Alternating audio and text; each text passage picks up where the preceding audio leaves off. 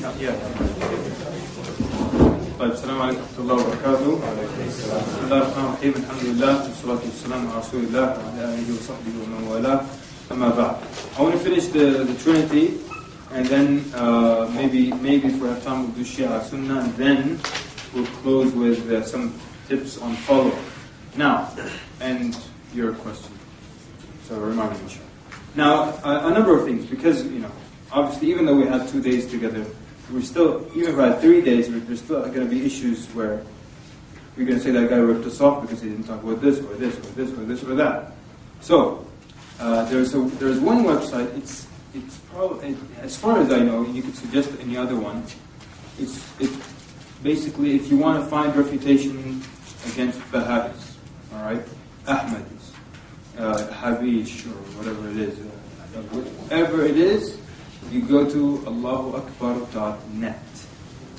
Allahu-Akbar.net. So you go to that, and you find refutations for every Mormons, Jehovah's Witnesses. Just about, now it's not very thorough, but it's one of the good ones out there. I mean, it's better than nothing. I say that's probably better. So Allahu-Akbar.net. So now there will be certain issues that I will not cover. You can try to find it at Allahu-Akbar.net. There are some fine points on the slides that I skipped. You can also get how to get the Shahada 10 minutes online. Many websites have it. Listen maybe to the later parts, part 3, 4, 5 maybe, and get more of the info. So let's continue. We want to discuss the Trinity. So we're saying now, it's not just about these are the arguments to throw at the Trinitarian Christian. It's about trying to understand the mindset that they're in that allowed them to believe in something like the Trinity. I mean, it doesn't make sense. They don't really understand it. They don't. I mean, understand is different from believe. Believe, yeah. They believe in it, but they don't really understand it. The Pope doesn't understand it. Like I always say, right now he's sitting in the Vatican and he's saying, how does that thing work again? Because he doesn't know. Because it's a concept no one can explain. And sometimes we challenge people, give me anything in this life that's 3 and it's still 1. And so what do? They give you the egg analogy. And they tell you, it's like an egg composed of 3 things, but it's 1. The yolk, the white, the shell, 3 things, 1 egg. Now, who has not heard that before? The egg. Okay, so someone who has not heard it, refute it. How would you refute it? They tell you it's like an egg, 3 things, but it's 1 egg. So the 3, God, the Father, the Spirit, Son, but it's still, you haven't heard it before? You have heard it before? Never. Go. But you can separate the components. You can take this away and this away and this like that. Excellent. Very good. Anyone else want to add to that? Yes? Okay, so the brother is saying they have different, each one has a different quality. One is hard, one is soft, one is gooey, So, but the sister said the minute you physically separate the components, it's not one thing anymore. You're talking to me about a God physically that was on earth, another one physically in the heavens. Even if they're both physically in the heavens, they're separate, right? Because in the books of other acts of Revelations, it tells you that God will say to Jesus, come and sit at my right hand. Sit at my right hand. So they have the God in the center commanding one to sit to the right. But even then, they're physically separate. So they can't be. There's nothing on earth that's separate but one. And the whole one in essence thing, it just doesn't work. If anybody ever tells you, look, they're one in essence, and they're both God, so they're one. So I put 3 bottles of water on the table, you can say there's one bottle, because in essence it's all plastic, blue wrapper, water inside.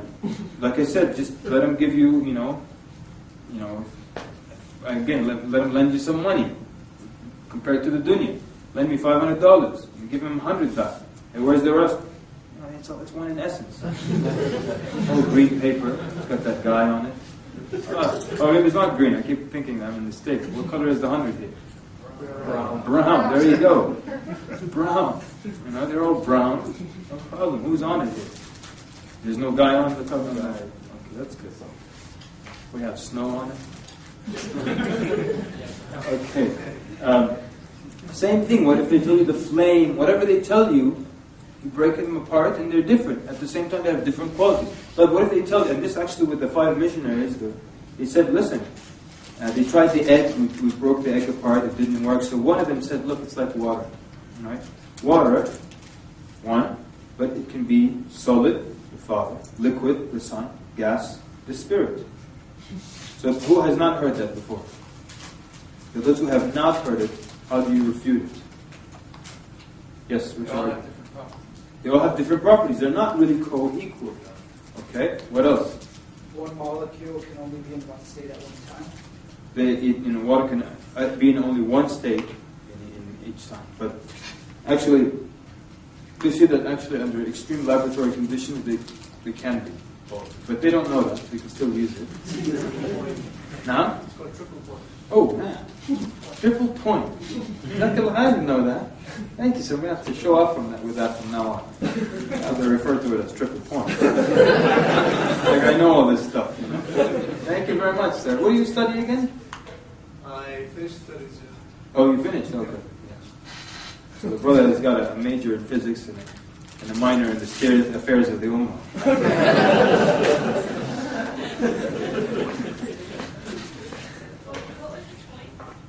He said it's called triple point. It's an extreme laboratory condition where water can be solid, liquid, and gas at the same time.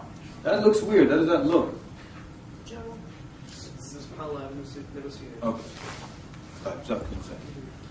So, there's one problem with it. The water comparison, this is what we told them. The water comparison is an example of 1 and 3. It's not 3 and 1. It's water in 3 different states. And that's what we told her. I said, listen, I understand what you're trying to do, but you're using an example of 1 and 3 to explain 3 and 1. We agreed the Trinity was 3 and 1, so you can't use 1 and 3 to explain it. She said, oh, you're right. So when they exhausted every method and every explanation, in the end she said, look, the truth is, it's just an issue of blind faith. And we just have to believe it. When she said blind faith, the others, they cringed a little bit. And they said, well, one of them tried to fix it. He said, look, it's not blind faith. And that's what we told her, look, in Islam, remember, low point, high point. So low point, she made this admission, look, it's blind faith. But look, in our religion, we don't have issues that are blind faith. Especially the most important issues that are clear and understandable. So then one of the guys said, look, it's not really blind faith, it's just that, and your famous excuse, God is the author. I mean, he said God works the Lord works in mysterious ways. We said, but biblically it says God is not the author of confusion. So where is this confusion coming from? I'll give you another example. What happened here? What did I do? Okay. Ahmad. You know, where was I going with this before Ahmad interrupted me? Mysterious ways. Mysterious ways. I was going to reference another story. Yes, there was a family, born Muslim, their whole life they were Muslim, their children were Muslim. Their oldest daughter decided to become a Christian. And she became Christian. She used to read the Quran and everything, became Christian. And they took her to one person to speak to her, and he basically got into a fight with her. So she said, I'm not speaking to any Muslim anymore.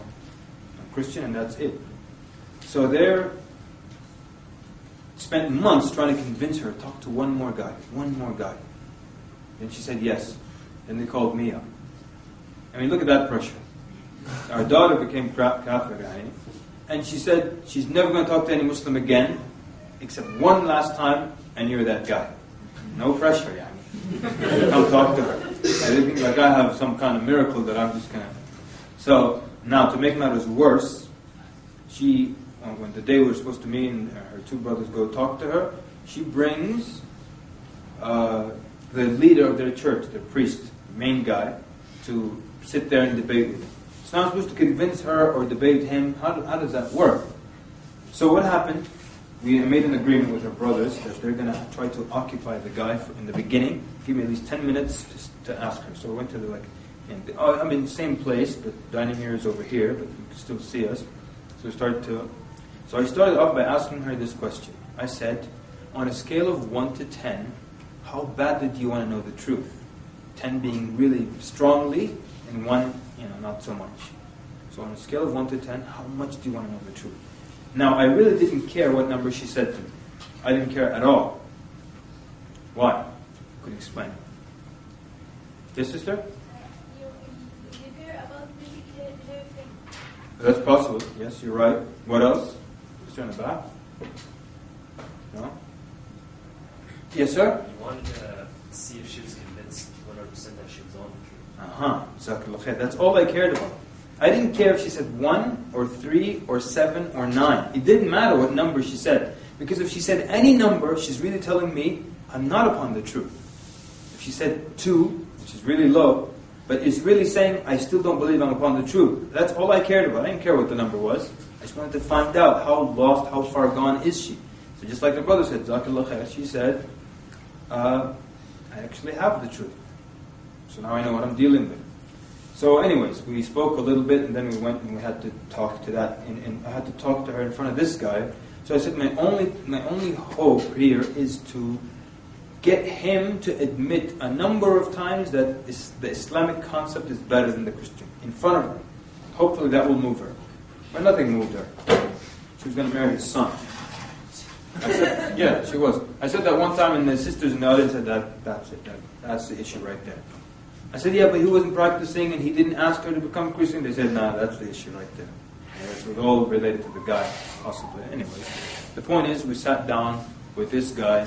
First question was, how does this Trinity thing work? And he didn't waste any time. He said, look, nobody really knows how it works. Nobody really understands how it works. Saved me a lot of time. So now, low point, you come in with the high point. So I said, okay. Why would Allah reveal something that you can't understand and link it to your salvation? I mean, does that sound fair? Allah reveals something that humans can't understand and say, by the way, the only way to salvation is through believing in this thing that doesn't make sense to you. It's really not fair. And it's like I know it's an extreme example, but like someone comes in this room and he says, he was going to, do this certain thing, or let's just say rob everybody in the room. That's violent. We're going to rob everyone in the room except those of you who can levitate in the air for over 1 minute. Now, you linked me being saved from your robbery to something that I can't do as a human being. Is that fair? It's not fair. And probably the only one who won't get robbed in the room is me.